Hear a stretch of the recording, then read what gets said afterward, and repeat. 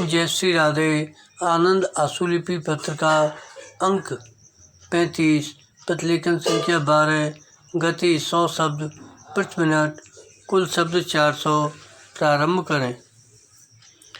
उपाध्यक्ष महोदय, भारत में शिक्षा 1958-59 रिपोर्ट में अनिवार्य शिक्षा संबंधी कानूनों का हवाला दिया गया है, पर उस रिपोर्ट में केवल चयनित प्रखंडों में ही सर्व निःशुल्क एवं अनिवार्य शिक्षा की एक प्रायोगिक परियोजना का प्रस्ताव किया गया है। इसमें इस बात की भी चर्चा है कि शिक्षा मंत्रालय ने अनिवार्य शिक्षा के बारे में एक मॉडल कानून बनाने का काम शुरू किया है, जिसके आलोक में राज्य सरकारों को अनिवार्य प्राथमिक शिक्षा कानूनों को पुनरीक्षित करने एवं अपनाने में आसानी हो सके।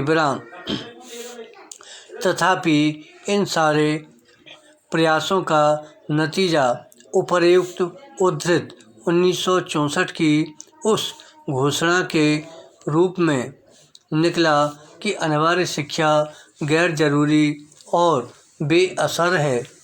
इससे यही पता चलता है कि हालांकि नीति निर्माताओं के सामने चुनौतियां बढ़ती जा रही थीं, पर वे अपना कदम पीछे हटाते जा रहे थे।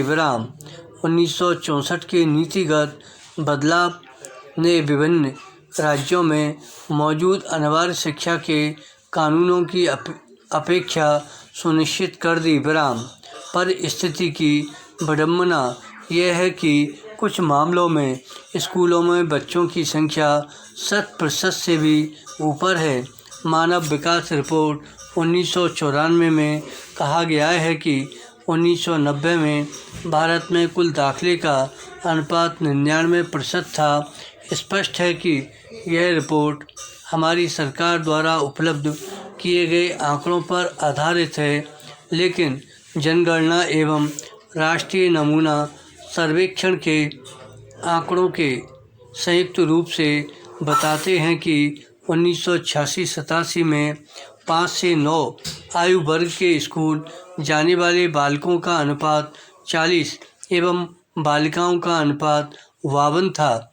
10 से 14 आयु वर्ग के लिए ये अनुपात क्रमशः 42 एवं 66 था।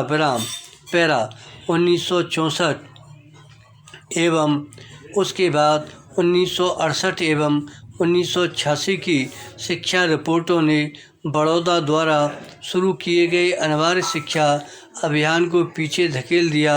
उन्होंने 1906 में भी अपने राज्य में अनिवार्य शिक्षा लागू कर दी थी। जी.के. गोखले के शानदार प्रयासों का अनुसरण करते हुए विट्ठल भाई पटेल ने इसके लिए 1918 में मुंबई विधायी परिषद से एक कानून पारित करवा लिया। 1930 तक ब्रिटिश भारत के सारे प्रांतों ने अनिवार्य शिक्षा कानून पारित कर दिए।